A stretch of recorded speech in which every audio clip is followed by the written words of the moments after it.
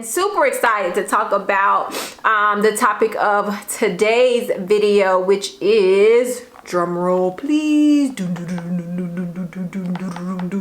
That's a terrible drum roll. It's a terrible drum roll, but the topic is boom, marriage and divorce. What have I learned? Cause your girl been learning, okay? Your girl been learning. And so I'm not just the curl gods are in your favor. Hey y'all, the lesson for today.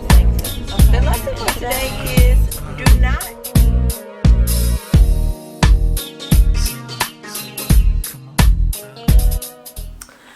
All right, friends, hello and welcome back to my YouTube channel, A Radical Relationship, where we are talking all things faith and all things lifestyle.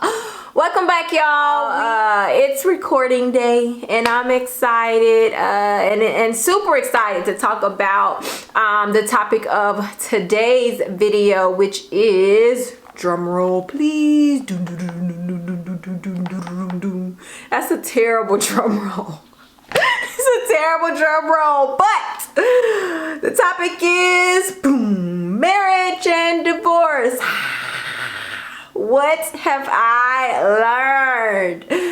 Cause your girl been learning, okay? Your girl been learning. So I'm just gonna dive right in, but y'all know what to do. Hit that like button, hit the subscribe button, show your girl some love, and let's dive into this video. So 10 things that I've learned in this season, okay?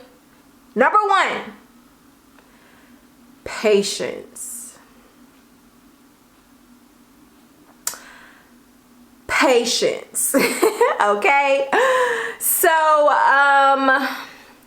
I am like a let's get her done type of person, okay? Tell me what to do, let's just go ahead and do that, let's take care of it, bam bam bam. And so the downside of that is not slowing down when warning signs are flashing because you're so focused on a goal. And so the timeline of my last relationship was we dated for 9 months. And then at 9 months, he proposed. We were engaged for 4 or 5 months and we got married. And our marriage only lasted 3 years, almost 4 years. And so, you know, I think that, you know, one of the main questions is definitely like, do you feel like y'all moved too fast? Was 9 months too soon? Was the engagement too short? All of that. In general, as it concerns timelines for relationships, there ain't no guide. 9 months can be plenty of time for one couple and way too short, like plenty of time and not too short for one couple and way too short for a different couple. And so in my situation though, I think because I wasn't very patient and because I just had my eyes set on the goals of marriage, within that timeline, I should have slowed down to take heed to some of the things that I was seeing and that were taking place and really consider how that affects my goals. But instead, I just stuck to my goals. So keep that in mind. Like, it's cool to have goals. And I said that in the previous video where I talked about comparison and who we're following. Man makes plans, but the Lord, okay, he's the one who directs the steps. And hopefully I'm quoting that right. I'm gonna have to look it up and put it on the screen so y'all know what I'm talking about. But the gist is that we can make plans, but it's gonna be God who ultimately decides. So be patient and stay open to the outcome, even if it's different from what you planned. Lesson number 1. Lesson number 2, and I actually talked about this today in my breakout room for my church service, because the question for fellowship was, what have you learned in 2020? And so number 2 is how to appreciate a process. I wrote here as a note that I was like super focused on marriage and not enjoying the journey and everything along the way. I have never been a person to appreciate a process. Like I said, I'm like, boom, boom, boom, let's get this done, let's call it a day. But in this season, I've learned, you know, like the slow cooker effect. Like God takes you through a process because there are things that he needs you to get along the journey that's gonna sustain you for where you're going. Hello, somebody, that's a word. Y'all want me to repeat it? I'm gonna repeat it. I'm gonna repeat it. Okay, since y'all want me to repeat it, I'm gonna repeat it.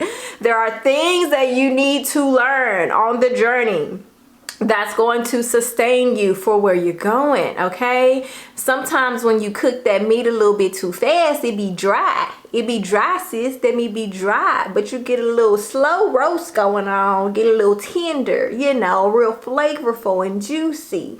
So I've learned to really appreciate the process. Like, don't just try to speed through and rush through what it is that God is trying to teach you. Like, truly let that thing marinate and soak in what you're learning along the way, and just enjoy the journey. So I've learned that, and I appreciate that. Like, okay, I'm in the middle of the process right now. I'm not there yet. Wherever there is, let me soak up everything there is to be soaked up while I'm here. And now I'm having to do it again now that I'm back in a waiting season and desiring marriage. Okay, let me soak up what's to be soaked up while I'm here. Good stuff. Number 3, and I'm gonna do an entire separate video on this because there's so much to be said. 3, there's so much we just don't know and understand about ourselves that marriage brings out. Sis, bro, you just don't know what you don't know. And marriage is gonna bring some of those things out. I don't care how long you've been together before marriage. It's gonna bring some of those things out because you weren't in a spiritual covenant before. Okay, I don't care how long y'all done lived together, how long y'all done shacked up, what the common law marriage says. It wasn't a spiritual covenant, okay? So there's just things that come along with it that you just didn't know about yourself. But that's the beauty of marriage, right? We're making this commitment knowing that there are going to be times down the road that we're going to have to show grace, that we're going to have to forgive, that we're going to have to compromise. And it's why it's the perfect example of Christ's love, of God's love for us when done in the right way, because God sent Christ to be sacrificed knowing that down the road we were still going to be cutting up, you know? And so just, especially, even for the people who are married right now, especially if you're having a hard time, understand that, like, that's the beauty of marriage, though, that it's going to bring out things and create grit in you and cause your bond to be closer. You can do the premarital counseling, but you just cannot plan for everything because some things you're just not aware of yet. And so I've learned that, and I'm cool with that. I'm cool with that for the next time. Number 4, codependency. Simply put, is excessive reliance on someone else. I'm not going to talk about this a ton because I've made a couple of Instagram posts about this. So here's the plug, right? Go check out my Instagram posts. Number 5, I am super externally referenced, and that's part of my codependency. So what does that mean? I'm constantly looking out here for who I need to be, how I need to be responding, what's acceptable, as opposed to looking in here in God's word. So I'm always responding based on what external references say or what I think they feel is appropriate for how I should be responding. Something as simple as, what you got going on today? I'm like, well, if they want to hang out, then I want to make it seem like my schedule free in case that's what they want. So I'm going to say I'm flexible. Something as simple as that, as opposed to just saying what I got going on today. I'm like already anticipating what they're going to want of me and trying to develop my response based on that. I'm telling y'all, stuff go deep. Stuff go deep. Number 6. I have a hard time communicating my emotions from a place of vulnerability and not just matter of fact. So in my marriage, I did a piss poor job of communicating my emotions vulnerably. I could communicate and I could tell you what I'm feeling, but not from a place of vulnerability, just matter of fact. And that doesn't help breed a connection, and vulnerability breeds vulnerability. So if there's no vulnerability there ain't nothing being bred from it, you know? And so I'm having to learn, and I have learned that I have to sit with stuff longer than I would like to, so that I can let it soak in to get to the root of what am I really feeling, because anger is a secondary emotion. If you're feeling angry, it's always secondary to something else. 9 times out of 10, when I dig deeper, I'm hurt. 9 times out of 10, anger is a secondary emotion to being hurt. And so as opposed to speaking on it right then when I feel angry, I need to let that thing soak in a little bit, let it marinate, let the process work. Because then once I get in touch with what I feel hurt by, I can communicate in a way that's much more vulnerable and allows the person to be able to empathize, as opposed to communicating in a matter-of-fact way that puts them on the defense and makes them feel like they gotta defend their actions. Hello, somebody. Number 7, my idea of love was really jacked up because it wasn't based on acceptance, but rather performance. So I learned from a very early age how to perform, to get good grades, to be a good child, and what all of that looked like. And so my idea of love, because I learned that so early, wasn't that it doesn't matter what you do, I love you. It was, oh, because you're a good girl, you're loved. And I had it backwards. I'm loved regardless. That's the love of God. I'm loved regardless. It ain't because of what I do. But I had that thing flip-flopped to think that it was about performance. And so because that's my own jacked up love system, then that's also what I'm putting out in my marriage. So wait a minute, your performance gotta be good to receive the love. Your performance ain't good, you don't get no love.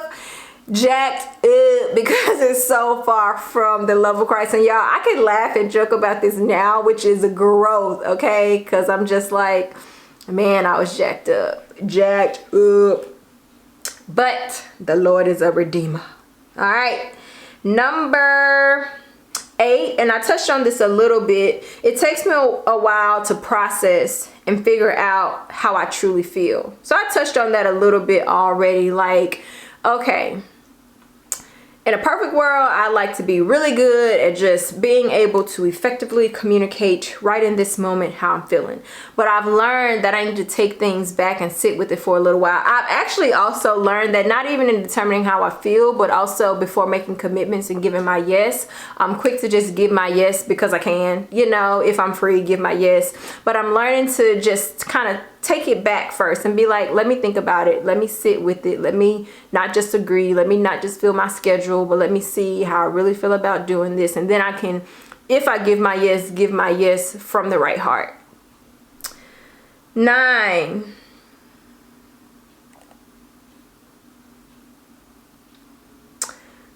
I had to read through this a little bit because I'm like, what did I mean? But I wrote, I'm actually a lot of fun. And I got an exclamation mark behind fun, so that's why I'm like saying it that way. But I can, you know,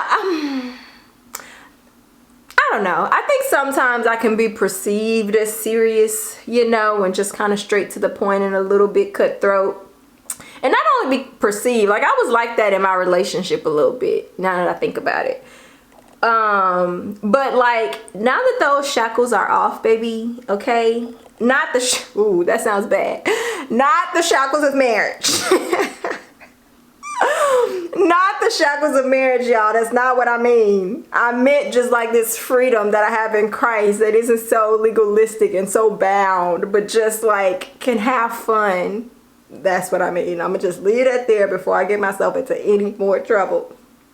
And number 10, And this is a good one. Hopefully you stayed around for it. Number 10, the only experience that's truly a failure is the one that you don't learn from. Hello, somebody. Okay? Y'all want me to repeat that too? I'm gonna repeat it. Since y'all want me to repeat it, I'm gonna go ahead and repeat it. The only experience, I keep spitting. Sorry, y'all. The only experience that's truly a failure is the one that you don't learn from. Now, divorce, okay? Like, yeah, it's divorce. So the marriage ends. It's a failure. The marriage failed. The marriage did not succeed. And so how do I reconcile that? And the way that I reconcile that is that, and on top of that, you know, like, that is true. The marriage did not succeed. It failed. But the experience, though, like the way to turn those lemons into lemonade, the way to still have success from that, is to be sure that you learn from it so that you don't repeat the same mistakes going forward. The tragedy, the real tragedy in any failure, in any unfortunate event, is if you go back and repeat the same thing. I think they call that insanity somewhere.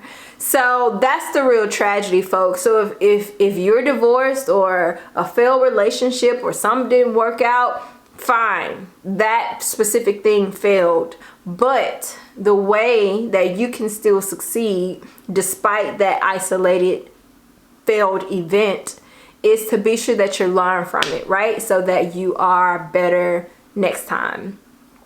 I've done a couple of videos talking about relationships, and I'll be sure to pop some of those up or link them here.